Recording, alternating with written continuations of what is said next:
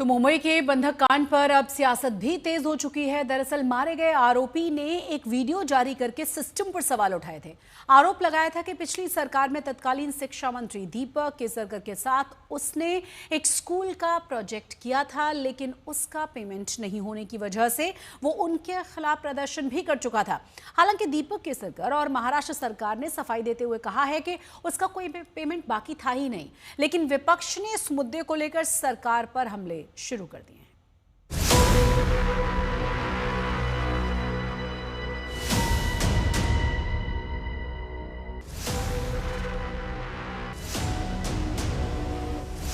रोहित आर्या यांनी स्वच्छता मॉनिटर नावाचा त्यांचा एक कन्सेप्ट होता। मैं रोहित आर्या, सुसाइड करने की जगह मैंने एक प्लान बनाया और कुछ बच्चों को इधर फ्रस्ट्रेशन आया। ऐसा लग रहा है कि मुंबई बंधक कांड का आरोपी रोहित आर्या इस वारदात को अंजाम देने के लिए लंबे वक्त से प्लानिंग कर रहा था।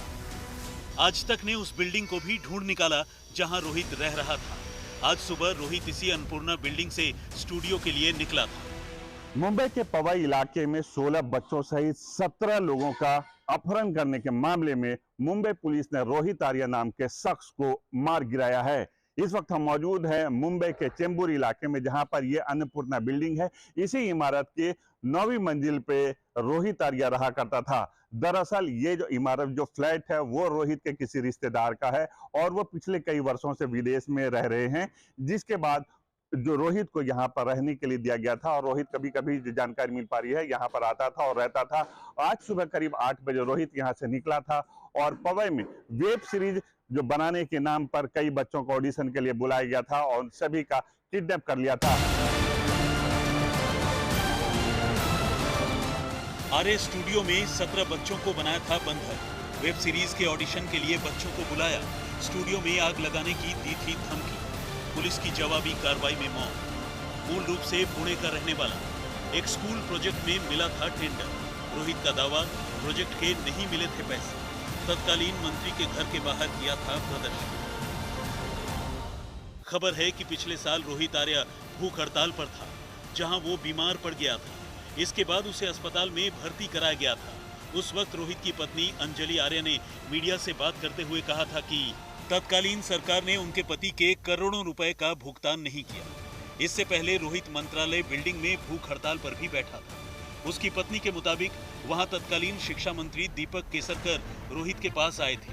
उन्होंने उसके पैसे देने का वादा भी किया था, लेकिन बाद में उन्होंने कुछ नहीं किया। उस वक्त रोहित की पत्नी ने कहा था कि अगर मेरे पति की मौत हो गई तो वो किसी को छोड़ेगी नहीं। रोहित आर्या ने बच्चों को बंधक क्यों बनाया? इस सवाल का कनेक्शन दीपक केसरकर से क्या है, इस पर सस्पेंस बरकरार है। लेकिन पुणे के रहने वाले रोहित आर्या ने ऐसा खौफनाक कदम उठाने से पहले महाराष्ट्र सरकार के पूर्व मंत्री केसरकर के घर के बाहर प्रदर्शन भी किया था। बताया जा रहा है कि रोहित आर्या को दीपक केसरकर के शिक्षा मंत्री रहते हुए एक स्कूल प्रोजेक्ट का टेंडर मिला था। रोहित आर्या का दावा था कि उसे इस प्रोजेक्ट के लिए अभी तक पैसे नहीं मिले, इसलिए उसने कई बार महाराष्ट्र सरकार के मंत्री दीपक केसरकर के आवास के बाहर विरोध प्रदर्शन किया था। इन्हीं बच्चों के साथ होगा अगर इनको हार्म नहीं होता है तो, because the slightest wrong move from your end will trigger me कि मैं ये पूरा जगह को आग लगा दूं और उसमें मर जाऊं।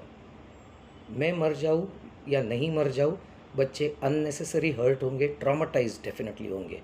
उसके ऊपर कुछ होगा तो मुझे पता नहीं, उसका जिम्मेदार मुझे ना गिना जाए। आरोपी रोहित आर्या का दावा था कि उसने माझी शाला सुंदर शाला कॉन्सेप्ट डिजाइन किया था। महाराष्ट्र सरकार ने उसके इस कॉन्सेप्ट को साल 2022 में लागू भी किया था, लेकिन पूर्व मंत्री दीपक केसरकर पर रोहित आर्या का इल्जाम है कि उन्हें इस काम के बदले न तो श्रेय मिला और न ही पैसे। रोहित आर्या ने इस पूरे हॉस्टेज सिचुएशन को अंजाम क्यों दिया, जिसकी एक वजह निकल कर आ रही है कि वो महाराष्ट्र के शिक्षण मंत्रालय के खिलाफ हमेशा प्रोटेस्ट कर रहे थे। उनका कहना था स्कूल क्लीनिंग के एक प्रोग्राम में उन्होंने पार्टिसिपेट किया था और कुछ बकाया बाकी है। इस पूरे मामले में जो एजुकेशन डिपार्टमेंट है वो इन्वेस्टिगेट कर रहा है। मुंबई पुलिस क्राइम ब्रांच अब इन्वेस्टिगेट करेगी। क्या सही में यही वजह थी या कोई फिर और वजह होने के कारण इस पूरे हॉस्टेज सिचुएशन को रोहित आर्या ने अंजाम दिया? बच्चों को बंधक बनाने वाले रोहित आर्य के आरोपों पर पूर्व मंत्री दीपक केसरकर की सफाई सामने आई है। उन्होंने कहा कि रोहित आर्य को स्कूल के अंदर सुंदर शाला में भी काम दिया गया था। विभाग से बात करके इस मामले को सुलझाया जाना चाहिए था, लेकिन किसी को इस तरह बंधक बनाना समझ से परे है।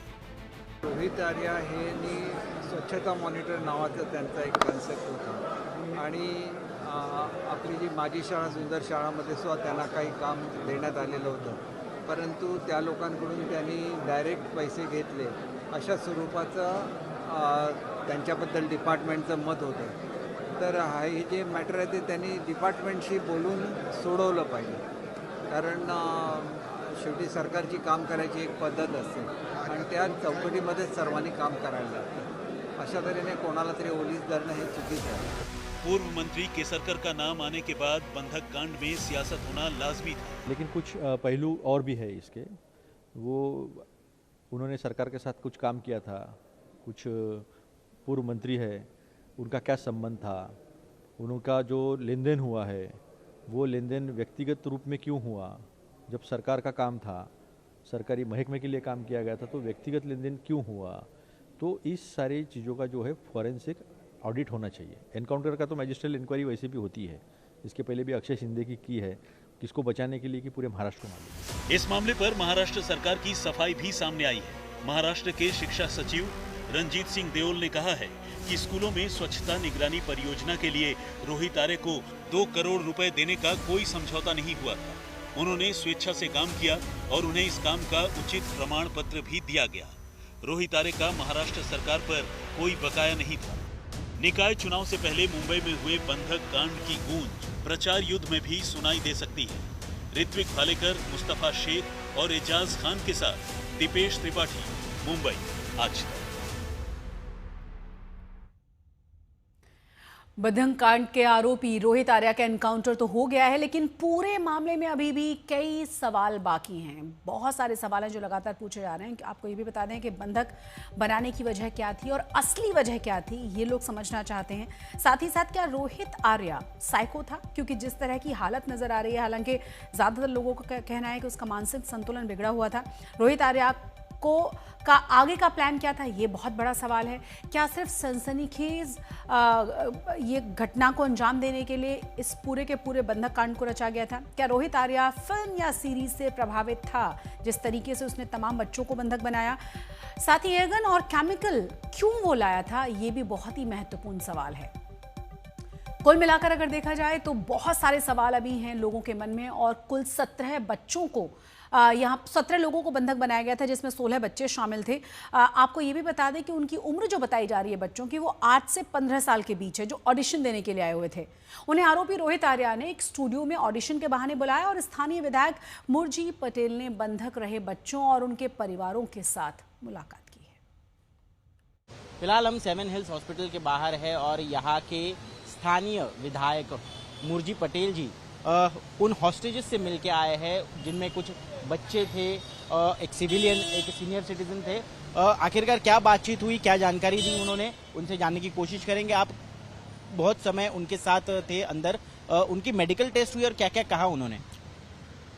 16 बच्चे थे और सब बच्चे के पेरेंट्स को बुला के लिया था। सब बच्चे के पेरेंट्स भी यहीं थे। 16 बच्चे एकदम, उनका टेस्ट हुआ, सब परफेक्ट है। उन्होंने खाना खाया, नाश्ता किया। उनके पेरेंट्स के साथ कम से कम 2 घंटा में बच्चों और पेरेंट्स के साथ था। अभी सब बच्चों को अपने अपने घर भेजा गया है।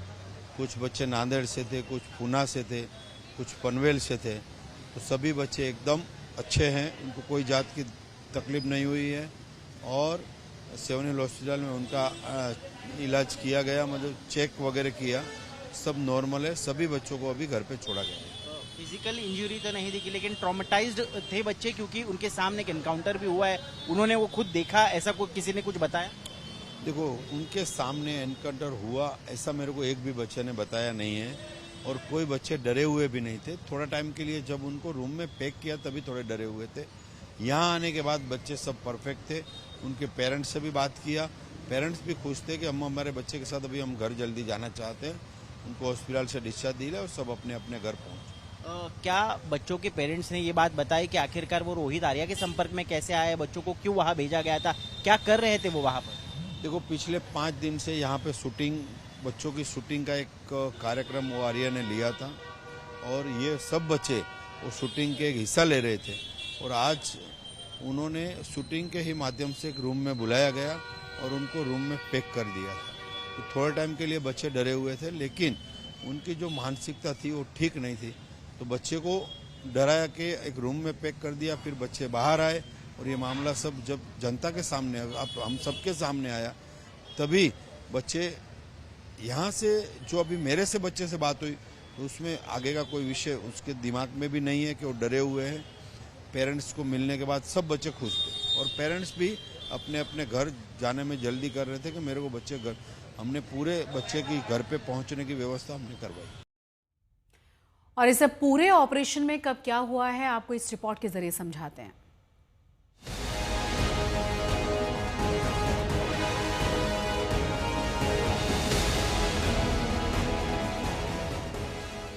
एक सिरफिरा जिसने 15 से 20 बच्चों को बंधक बना लिया। एक सिरफिरा जो किसी भी हद तक जाने के लिए तैयार था। एक सिरफिरा जिसके दिमाग में चल रहा था खतरनाक प्लान। जी हाँ, मुंबई के पवई से ये तस्वीरें सामने आई तो पूरी मुंबई हिल गई। खबर थी ही ऐसी, नीचे बिलखते लोग थे और ऊपर कांच के भीतर से हाथ हिलाते बच्चे। खबर आई कि इसी आरए स्टूडियो में रोहित नाम के एक सनकी आदमी ने 15 से 20 बच्चों को बंधक बना लिया है।